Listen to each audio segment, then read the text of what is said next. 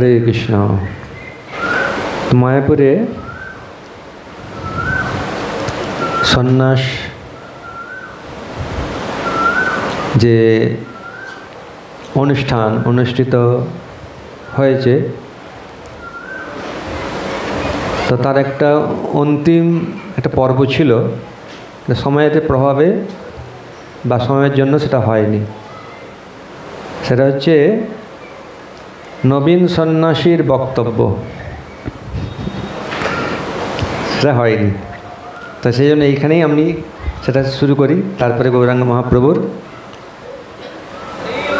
আবির্ভাব বিষয়ে আলোচনা করব।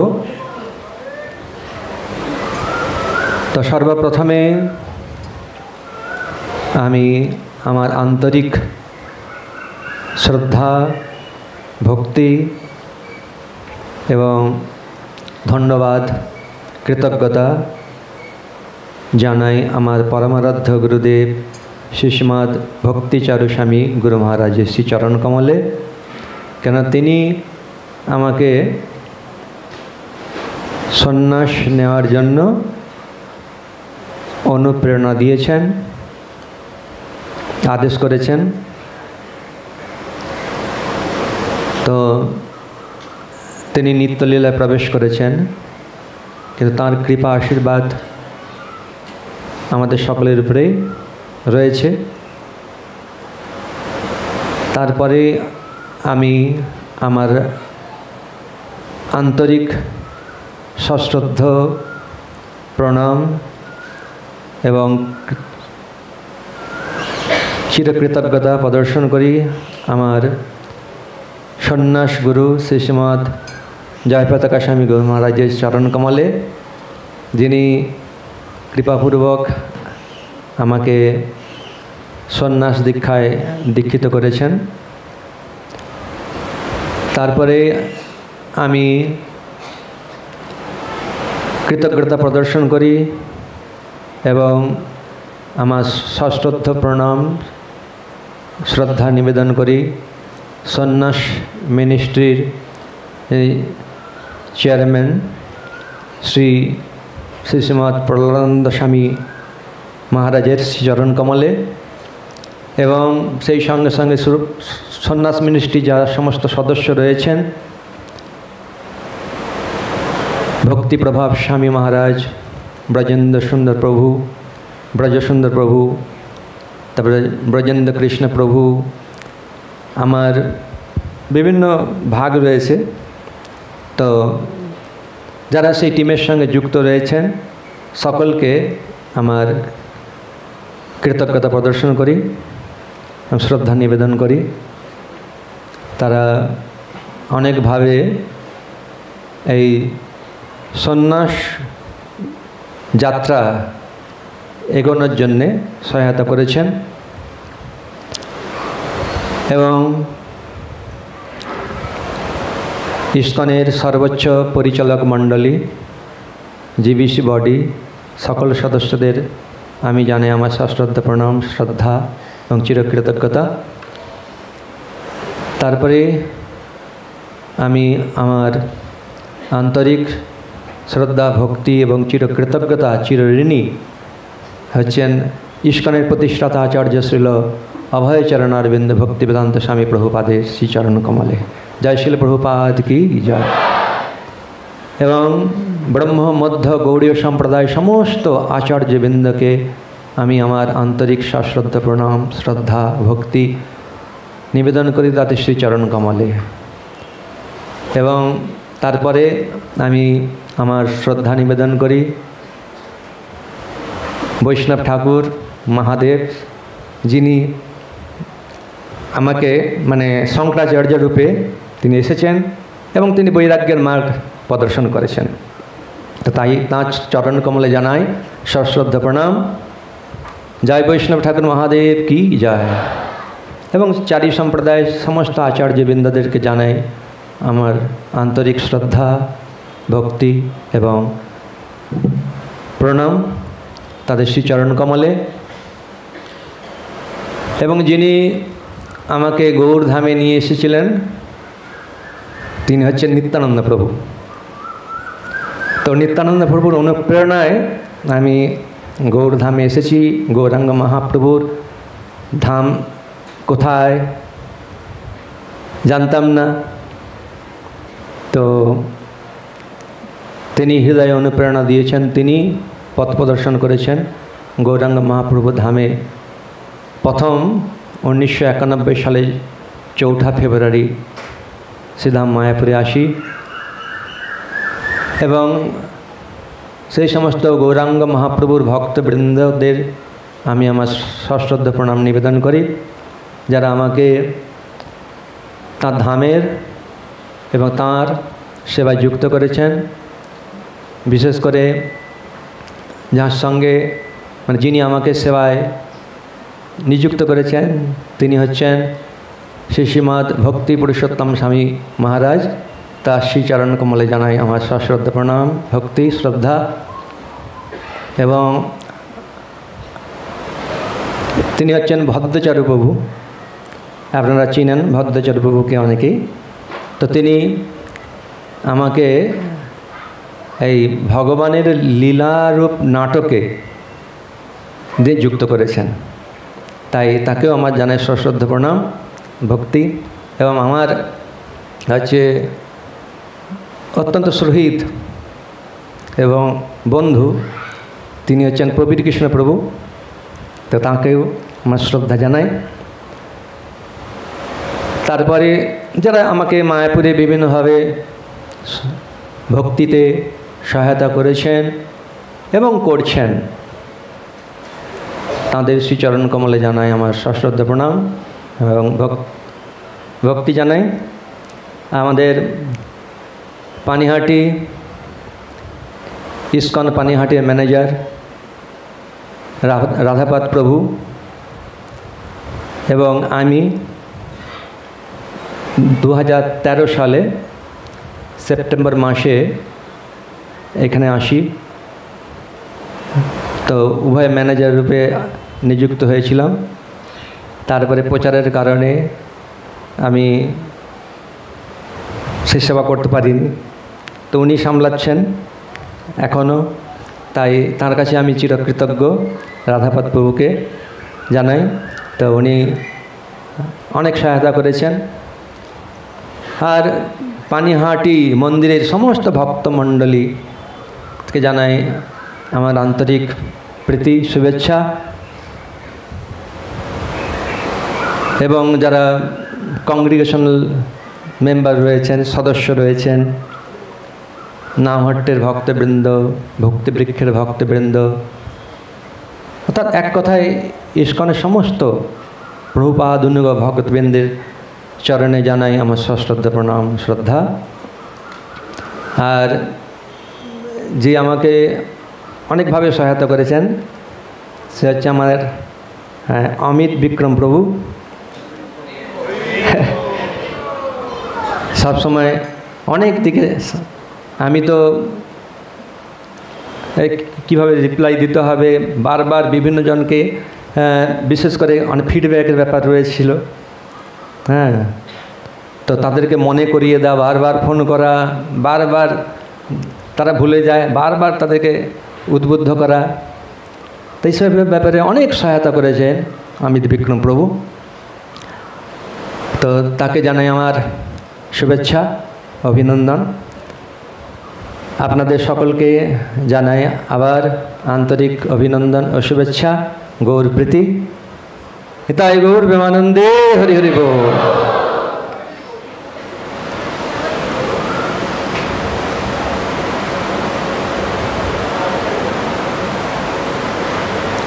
আপনারা সকলে ভগবানের কাছে প্রার্থনা করবেন, শিল প্রভুপাদের কাছে, গুরু পরম্পরার কাছে, যাতে এই ভক্তির জীবন আমি সুন্দরভাবে করে যেতে পারি এবং শিল প্রভুপাদের মিশনে আজীবন জন্ম জন্মান্তর ধরে সেবা করে যেতে পারি, গুরু গৌরাঙ্গের সেবা করতে পারি। হরে কৃষ্ণ। তো 539তম গৌরাব্দ শুরু হয়ে গেছে। আমাদের গতকাল শুভ নববর্ষ, তাই সেই শুভ নববর্ষের শুভেচ্ছা, অভিনন্দন এবং প্রীতি আপনাদের সকলকে জানাই। নিতাই গৌর প্রেমানন্দে, হরি হরি বল। গৌড়ীয় ভক্তবৃন্দের শুভ নববর্ষ হচ্ছে গৌরাব্দ। তো 539তম গৌরাব্দ শুরু হয়েছে। আমাদের প্রাণপুরুষ বা প্রেমের আস্পদ হচ্ছেন শ্রীমান মহাপ্রভু।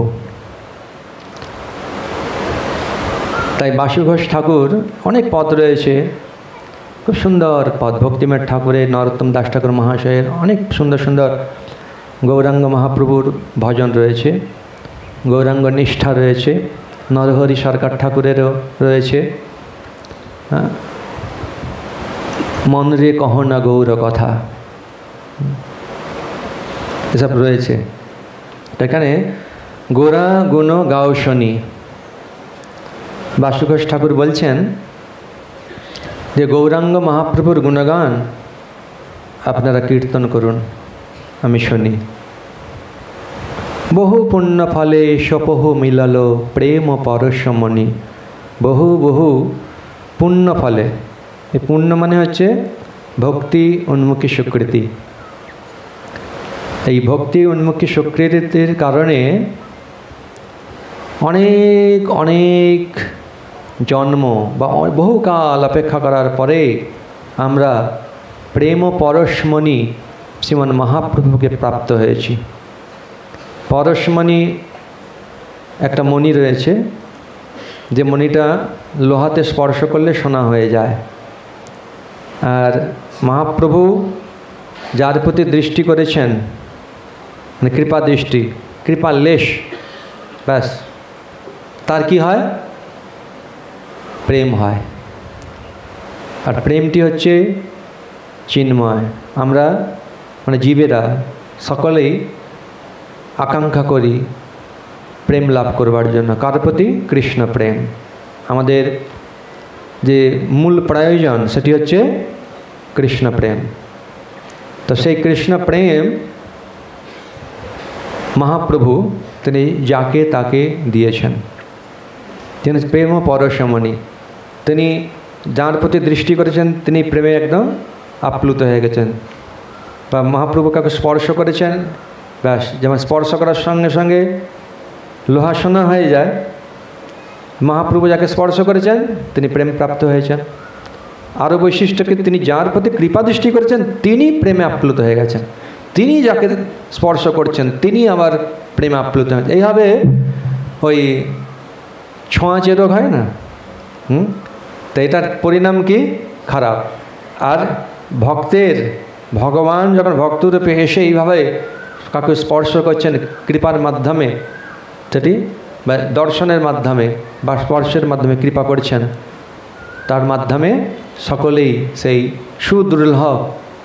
সুদুর্লভ এবং ব্রহ্মার দুর্লভ কৃষ্ণ প্রেম লাভ করেছেন।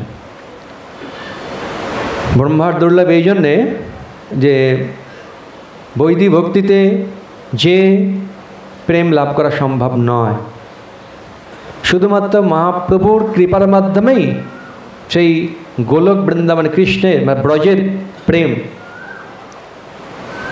সবাই লাভ করতে পেরেছেন। তাই বলা হচ্ছে সপহু মিলল, বহু পুণ্য ফলে সপহু মিলল প্রেম পরশমণি। বহু পুণ্য ফলে সেই প্রেম পরশমণি প্রভুকে আমরা প্রাপ্ত হয়েছি। অখিল জীবের এশোক সাগর নয়ন নিবেশে শোষে। সমস্ত জীবেরা শোক সাগরে হাবুডুবু খাচ্ছে, কেউ ডুবেই আছে, একদম নিমগ্ন হয়ে আছে, উঠতে পারছে না। কিন্তু মহাপ্রভুর করুণার লেশ পাওয়ার সঙ্গে সঙ্গে তাদের কি হচ্ছে? শোকের সাগর নিমেষের মধ্যে, নয়ন নিমেষে শোষে, শোক সাগর শুকিয়ে গেছে। আমরা কেউ নিজের প্রচেষ্টায় এই ভবসাগর অতিক্রম করতে পারবো না, শোক সাগর থেকে মুক্ত হতে পারবো না। কিন্তু মহাপ্রভুর ভক্তবৃন্দের কৃপার মাধ্যমেই এই শোক সাগর থেকে অনায়াসে উত্তীর্ণ হতে পারব। বিভিন্ন শাস্ত্রে প্রমাণ রয়েছে। প্রহ্লাদ মহারাজ বলছেন, যারা ভক্তিপ্রাপ্ত হয়েছেন তাদের কাছে এই ভবসাগরটা গোষ্পদের মতো হয়ে যায়। গরুর বাছুর যেখানে পা ফেলে সেখানে কতটা জল জমা হয়, অল্প, সেটাকে ডিঙিয়ে যাওয়া কারোর পক্ষে কি অসম্ভব? কারোর পক্ষে অসম্ভব নয়। কিন্তু কারোর পক্ষে কি ভবসাগর ডিঙিয়ে যাওয়া সম্ভব? সম্ভব নয়।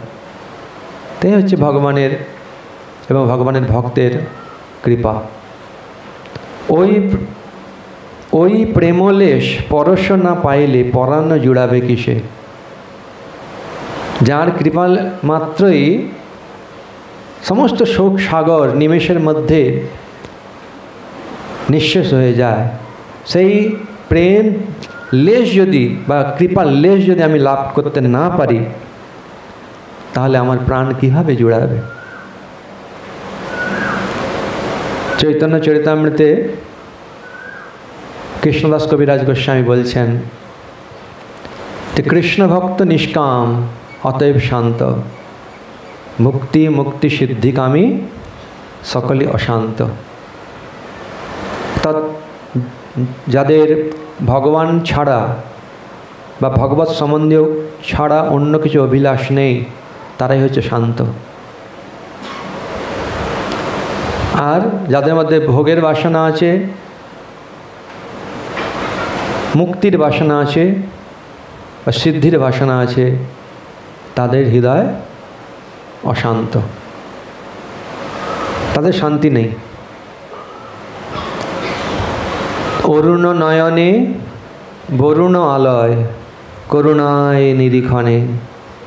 মহাপ্রভুর যে নয়ন সেটা রক্তিম, কারণ অরুণ মানে সূর্য যখন পূর্ব দিগন্তে উদিত হয়, প্রথম যে রক্তিম আভা আমরা দর্শন করি সেটা হচ্ছে অরুণ বর্ণ। অরুণ হচ্ছেন সূর্যদেবের সারথি। তা প্রথম তো সারথি থাকে, হ্যাঁ, তারপর তো আরোহী থাকে। তো সূর্যদেবের রথের সারথিকে অরুণ, তো তিনি প্রথম যে দর্শনে সেটা হচ্ছে অরুণ বর্ণ।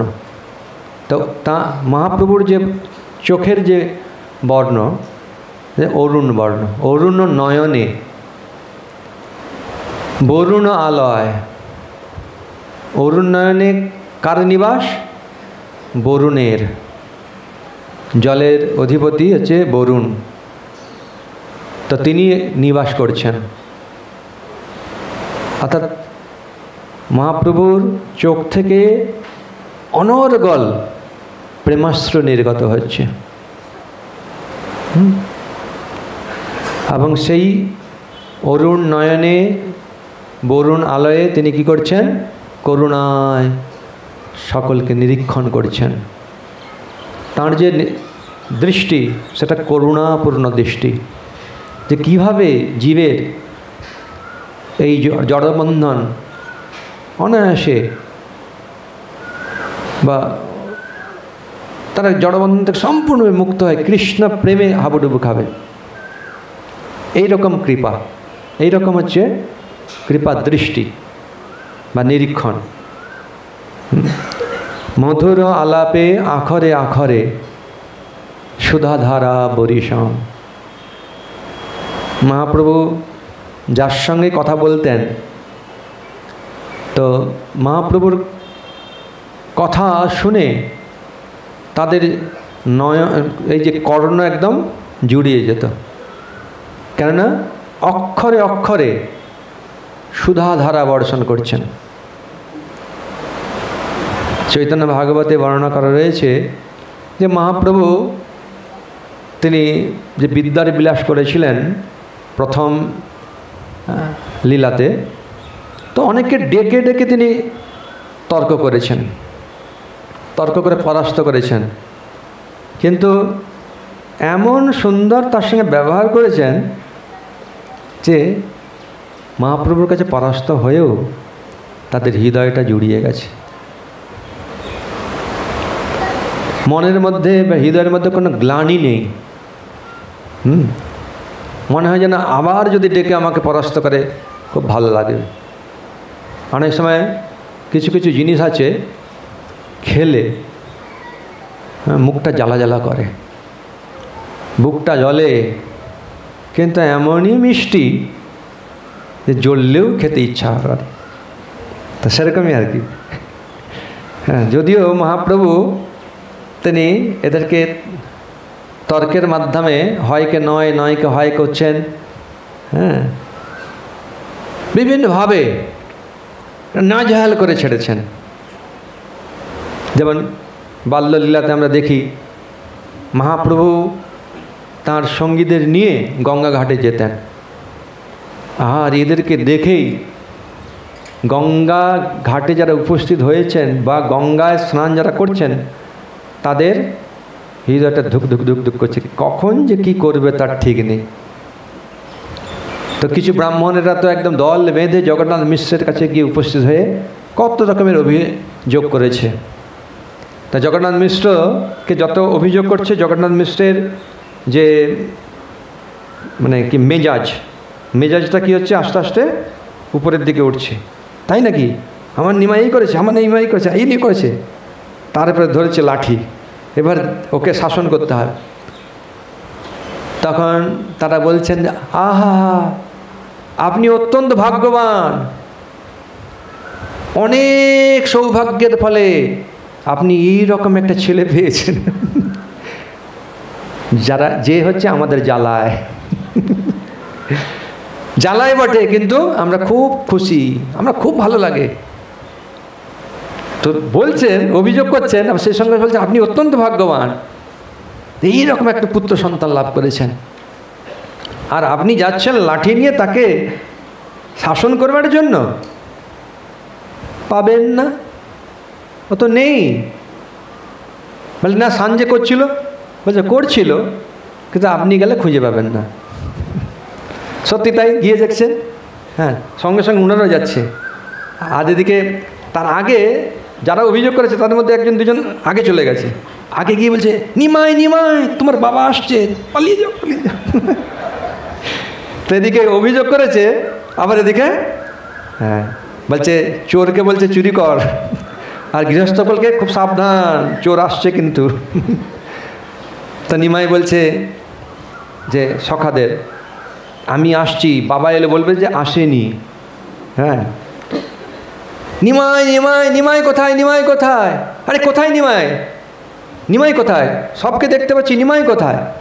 নিমাই বলছে হ্যাঁ নিমাই, নিমাই তো আসেনি এখনো, আমরা কত অপেক্ষা করছি, আজ যে কি হলো, এত দেরি কেন, অন্যদিন তো তাড়াতাড়ি চলে আসে, আজকে কেন এলো না। তো সবাই সবার দিকে তাকে একই সুরে কথা বলছে। জগন্নাথ মিশ্র ওর দিকে তাকাচ্ছে, ওর দিকে, এই নিমাই আসছে, নিমাই আসছে, নিমাই আসছে, না না না। দেখুন,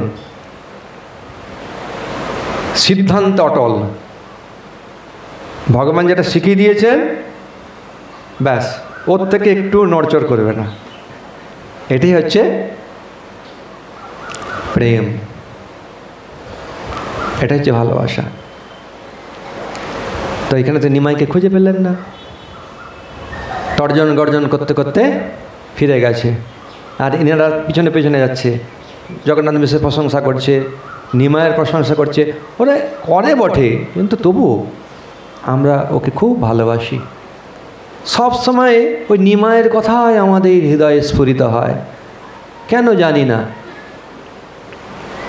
প্রকৃতপক্ষে গ্রন্থকার বৃন্দাবন দাস ঠাকুর বলছেন যে ইনারা কোন সাধারণ কেউ নন, সকলেই হচ্ছেন ভগবানের নিত্য পার্ষদ, তারা লীলাকে পুষ্ট করবার জন্যই এসেছেন। এদিকে বালিকারাও অভিযোগ করেছে, সচি মাতাও অপেক্ষা করে আছে নিমাই কখন আসবে। আর নিমাই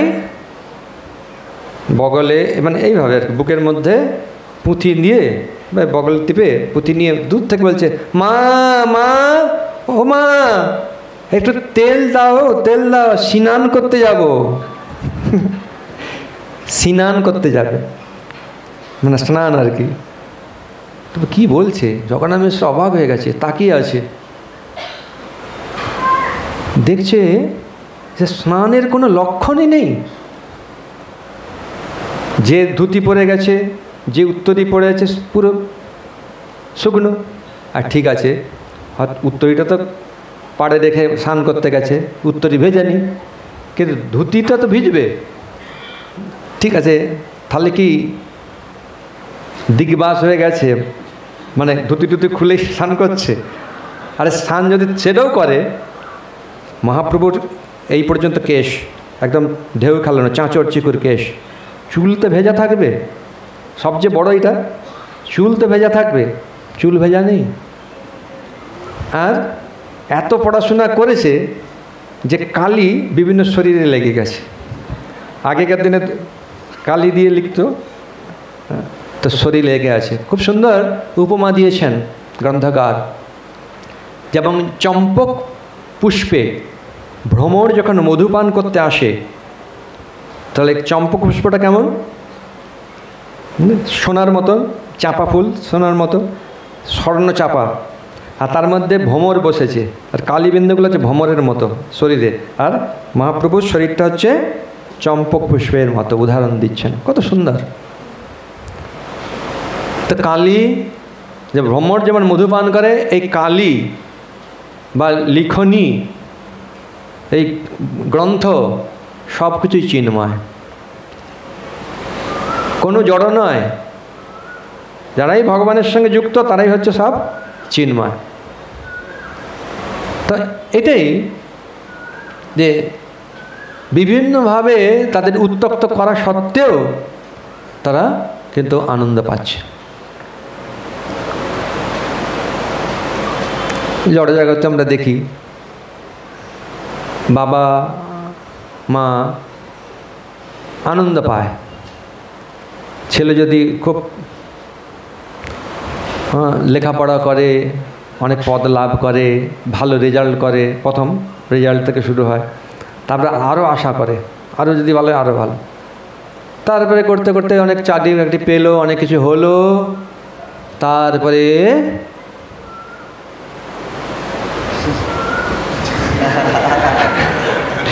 বোতল ধরে টলতে টলতে বাড়ি এলো। সবাই নয়, কিছু কিছু।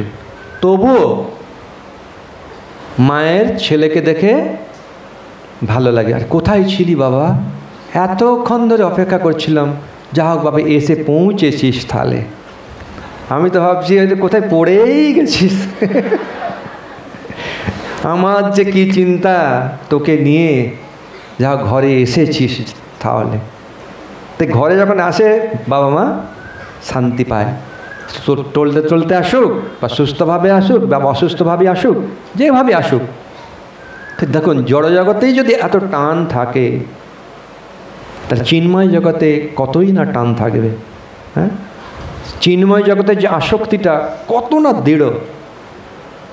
যেহেতু আমাদের চিন্ময় আসক্তিটা মানে জড় জগতে বিভিন্ন শরীরে বিভিন্নভাবে আমরা ব্যবহার করেছি, আমাদের সেইভাবে স্বভাব তৈরি হয়ে গেছে। তার ফলে সেই সমস্ত আসক্তিগুলো ত্যাগ করা কঠিন হয়ে পড়ছে। কিন্তু কঠিন নয় যদি, নরোত্তম দাস ঠাকুর বলছেন, কাম কি করতে পারবে যদি হয় সাধুজনার সঙ্গ। যদি সাধুজনের সঙ্গ হয় তাহলে কাম ক্রোধ লোভ মোহ মদ মাশ্চর্য কিচ্ছু করতে পারবে না। তাই জন্য দেখুন বারবার এটাই বলে, সাধুজনার সঙ্গ। ভক্তিমের ঠাকুর বলছেন যে জগতে সাধু পাওয়া খুব কঠিন, সবচেয়ে সুদুর্লভ হচ্ছে কি ভগবানের ভক্ত। তাই স্বয়ং ভগবান তিনি ভক্তরূপে এসেছেন, এবং সেটা অত্যন্ত দুর্লভ। কেননা মহাপ্রভু সব কলিযুগে আসেন না, এই বিশেষ কলিযুগে এসেছেন। এই জন্যে একদিকে আমরা অত্যন্ত ধন্য, বা এই কলিযুগে যারা মনুষ্য শরীর পেয়েছে অত্যন্ত ধন্য। কলিযুগে আরেকটা লক্ষণ রয়েছে, শ্রীল প্রভুপাদ ভাগবতে প্রথম স্কন্ধে উল্লেখ করেছেন যে মনে মনে যদি কেউ পাপের চিন্তা করে তাহলে পাপ হয় না, মানে পাপের ফলটা পায় না যতক্ষণ সেটা বহির ইন্দ্রিয়ের মাধ্যমে না করে। কিন্তু মনে মনে যদি পবিত্র চিন্তা করে, হ্যাঁ, তাহলে সেই পবিত্র ফলটা সে লাভ করতে পারে। হরি বল। এই জন্যেই মহারাজ পরীক্ষিত কলিকে তিনি সংহার করলেন না। তো মনে মনে যদি ভগবানের চরণ কমলে প্রণাম করি, তুলসী দেই, কি ফুল দেই, ভগবানের ভক্তের চরণে ভগবানের স্মরণ করি, ভক্তের স্মরণ করি, মানে চিন্তা করি, ধামের চিন্তা করি, হ্যাঁ, নামের চিন্তা করি, রূপের চিন্তা করি, ব্যাস কত সুবিধা। কেননা এমনি সব যুগেই কম বেশি মন অপবিত্র, বিভিন্ন দুশ্চিন্তা করে। তারপরে আবার হচ্ছে এই কলিযুগ, কলিযুগের তো অবস্থা, মানে কলিযুগের ব্যক্তিদের অবস্থা খুবই শোচনীয়। শ্রীমদ্ ভাগবতে বলা হয়েছে প্রায়ণ অল্প আয়ুষ সভ্য কলাবস্মিন যুগে জানা মন্দা সুমন্দ মতয় মন্দ ভাগ্য হি উপদ্রুত। এই কলিযুগের সভ্যদের মানে ব্যক্তিদের অত্যন্ত মন্দ ভাগ্য, মন্দমতি, মন্দমতয়, আর রোগ শোকের দ্বারা উপদ্রুত। তাই হেন অবস্থায় আমরা কাকে লাভ করেছি? বহু পুণ্য ফলে সপহু মিলল প্রেম পরশমণি, যার অক্ষরে অক্ষরে হচ্ছে সুধাধারা বরিশানে। প্রেমে ঢল ঢল পুলকে পুরল আপাত মস্তক তনু, যার চরণ থেকে একদম মস্তক পর্যন্ত সর্বাঙ্গেই শুধু প্রেম আর প্রেম। শ্রীল প্রভুপাদ বৃন্দাবনে একটা উদাহরণ দিয়েছেন। প্রভুপাদ তিনি ভাগবত প্রতিদিন শ্রবণ করতেন, কখনো নিজেই অধ্যয়ন করতেন, কখনো বলতেন শিষ্যদের যে হ্যাঁ ভাগবত পড়ো। তো একবার বললেন যে লীলা পুরুষোত্তম শ্রীকৃষ্ণ গ্রন্থটি পড়ো। তখন সেই শিষ্য বললেন যে প্রভুপাদ কোন জায়গা থেকে পড়ব? প্রভুপাদ বললেন যে তোমাকে যদি একটা রসগোল্লা দেওয়া হয় তাহলে তুমি কোন দিকটা কামড়াবে, যেখানে তুমি মিষ্টি পাবে? সব দিকটা এরকমই।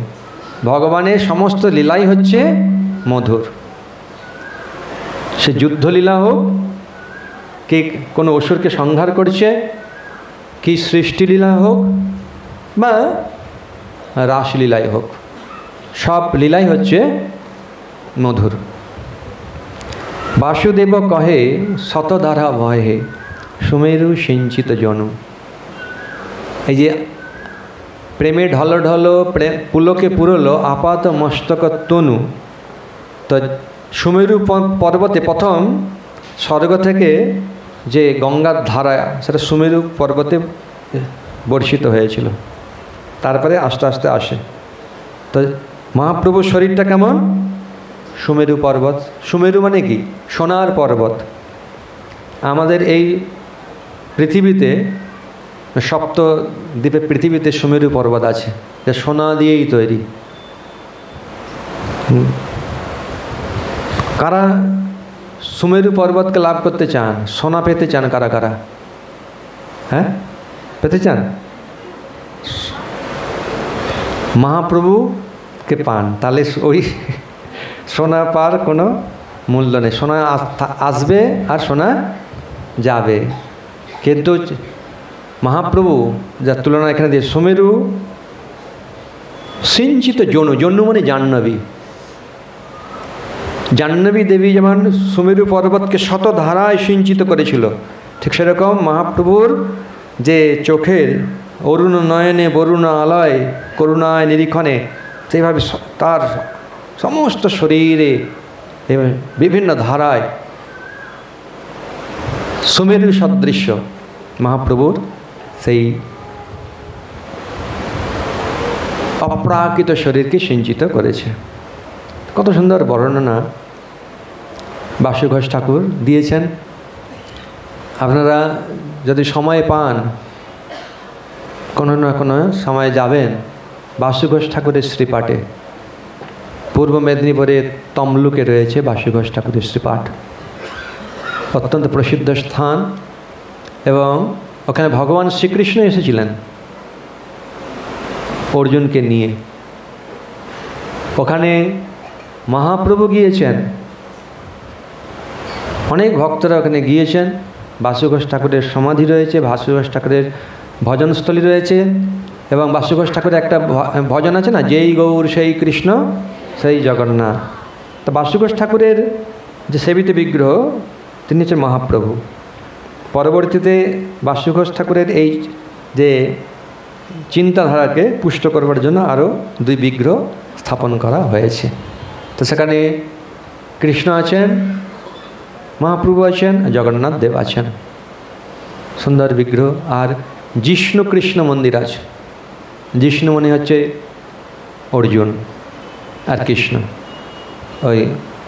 ওখানে রয়েছে। তো যদি সময় পান ওখানে যাবেন।